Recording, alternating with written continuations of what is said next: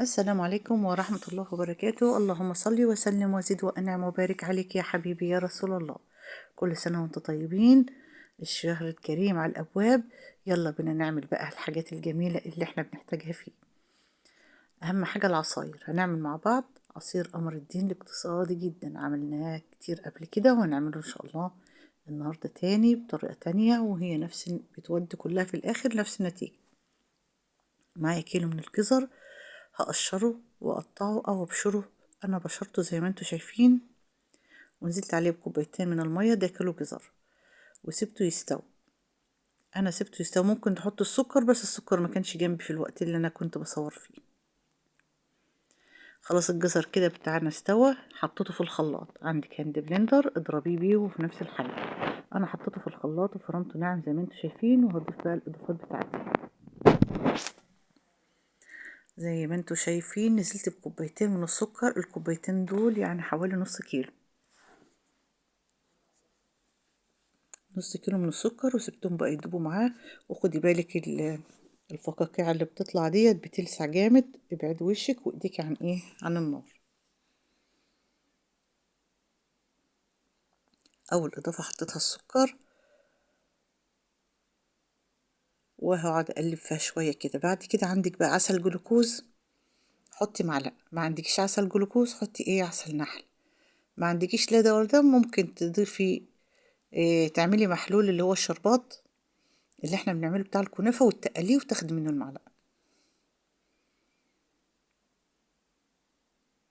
ويظبط الطعم والتسكيره بتاعت قمر الدين. اي محلول عموما يعني وحطيتيه فيه بيظبطه. يلا الاضافه التانية معايا معلقه زي ما انتوا شايفينها كبيره من الجيلاتين الحلال. ومعايا معلقه كبيره من النشا. ممكن تضعفي النشا لو عايزه تعملي معلقتين، ممكن هتبقى حلوه قوي معاكي، بس انا حبيت اعمل معلقه مع الجيلاتين. معلقه الجيلاتين هتقوم بالغرض. وطبعا عملتهم في نص كوبايه، عصرت برتقانه وعملتها. ممكن تدوبيهم في ميه، ما تقفيش على حاجه. وطبعا المكون اللي هيخليها مشمش بقى، هي بقى جيل المشمش. جبت باكت من جيل المشمش وحطيته كله وقلبته كله. ودي الإضافة بقى اللي هتخلي معاكي الجزر يبقى زي القمر الدين، طعم المشمش. في الريحة المشمش كده بتتباع عند العطار، بس هي ما كانتش موجودة عندنا، فعشان كده جبت باكت جيلي مشمش. حطيت المكونات على بعضها زي ما انتوا شايفين، ماشية معاكم خطوة بخطوة. هو سهل ومش ما فيش فيه تعقيد، بس بياخد وقت طول بس على النار، عشان احنا بنبقى مهديين النار بتاعتنا عليه. دايما تجيبي من الجوانب وتدخلي الجو، وايدك فيه على طول، ما تسيش عليه عشان ما يلسعش، وعلشان ما يكتلش، وتمشي معاه واحدة واحدة كده. الإضافة دي ممكن تحطيها ولا أو لا براحتك يعني. دي ملح ليمون، نص معلقة صغيرة ملح ليمون. ممكن تعصري ليمون. انا عارفه ناس كتير ما بتحبش تحط الملح ليمون، بس بصراحه هو اللي مدي مزازه جدا، مزازه حلوه قوي. لقمر الدين بتاعنا، اكنه قمر الدين اللي انت بتشتري من بره. دلوقتي احنا السوائل اللي في القمر الدين بتاعنا بتخرج واحده واحده. شايفين بتقل معايا شويه بشويه، بتقصر ازاي. انا ماشيه معاكم واحده واحده. انا بقول لكم لسه بتنزل من المعلقه، يعني معنى كده ان هي لسه فيها سوائل. احنا دخلنا برضو، لسه هي داخله دلوقتي على ان هي تستوي. شايفين بتقلب معايا وانت ايدك فيها على طول. وطول ما بتطلع فقاقيع هو بقابيق كده معاكي، تعرفي ان هي لسه فيها سوائل. هي كده داخله على السوايه، لان بدات تلزق في المعلقه، ما تنزلش منها. لو الخليط ده لزق في المعلقه، تعرف انه خلاص بقى كده استوى. خلاص تقلص. شايفين تقلص بقى شويه صغيرين ازاي. شايفين المعلقه حطت فيها خط في النص كده، ما جاش على بعضه، والخليط ما لزقش في المعلقه زي ما انتوا شايفين كده. كده استوى معانا وبقى زي الفل. هطفي عليه ويلا بقى هنقله في حاجة تانية، وهسيب معايا معلقتين بس في قلب الحلة اللي انا كنت بسوي فيها. انا نقلته في حلة تانية وسبت معلقتين في الطاسة. أو في الحلة أو في الصينية اللي انت بتعملي فيها. ونزلت بكوباية من المية، وهنزل كمان بكوباية من اللبن. هعمل مهلبية قمر الدين. أيوة شطورة اللي بتقول هتعمل مهلبية. أيوة هعمل معاكم المهلبية وأقول لكم هعمل معاكم المهلبية والعصير وقمر الدين اللي هي لفايف قمر الدين. لو لقيتيه كده مكتل معاكي كده مش عايز يفك، ممكن تضربيه في الخلاط. انا كده ونزلت كمان بمعلقه من السكر. انا حاطه ميه ولبن، وطبعا حطيت السكر ده طبعا انتي شوفي انت عايزاه مسكره ولا لا، بس لما بتبقى معتدله بتبقى حلو. وهو كمان باكت ظرف فانيليا.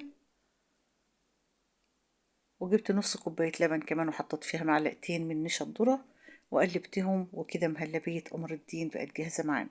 طبعا هتقولي فاتحه ليه؟ اقول لكم فاتحه عشان انا حاطه عليها لبن وميه، بس اول ما تربط معاكي هترجع لونها لون قمر الدين على طول.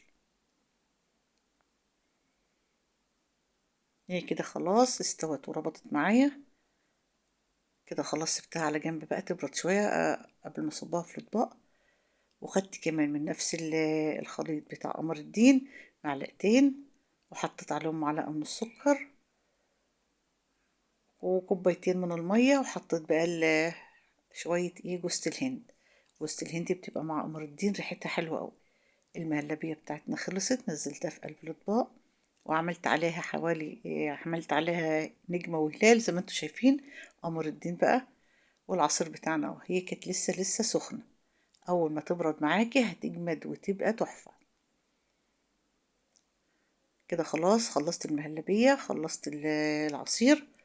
تعالوا بقى معايا هنعمل بقى ايه لفايف قمر الدين. معايا كيس ونحط فيه نقطتين زيت كده عشان الكيس يمشي معانا، والحاجة اللي هنحطها فيه عايزة بقى انك حضرتك تنشفيها وتفرديه في صينية. ان شاء الله هي جامدة ومستوية ومش هتاخد معاكي 3 ايام، وهتلاقيها بقت ايه ناشفة، وتقدري تعمليها لفايف وتعمليها. بس انا بقى يعني اختصرت الموضوع وحطيته كده وحطيته في الفريزر. احنا اللي هنعملها، انا مش عاملاها علشان هبيعه، ده انا اللي هاكله، فمش شرط ان انا انشفه بقى. بس انا بقولك الطريقه هي الكيس معاكي اهوت. ادهني زيت ولف فيه وافردي فيه القمر الدين، وسيبيه في حته فيها تهويه حلوه كده في البلكونه او في الصاله عندك تحت الشباك، هتنشف معاكي في خلال 3 ايام. بس هي مش مستاهله بقى ان انا اعملها، انا عملتها كده زي ما انتوا شايفين، فردتها وطبقتها كده لفيتها، وهحطهم كده ان شاء الله في الفريزر يجمدوا. زي ما انتوا شايفين عملت 3 اكياس، وعملت المهلبيه وعملت العصير. ما شاء الله مكون في البيت. كيلو جزر أو كيلو ربع جزر ب10 جنيه، وسكر التمون على فكرة، وعملنا منه الحاجات الحلوة اللي انتوا شايفينها دي. ربنا يعود علينا وعليكم الأيام بخير، وكل سنة وانتم طيبين، وأتمنى الفيديو ينال رضاكم. وما تنسوناش بقى في اللايك والاشتراك وتفعيل الجرس. أستودعكم رعاية الرحمن، والسلام عليكم ورحمة الله وبركاته.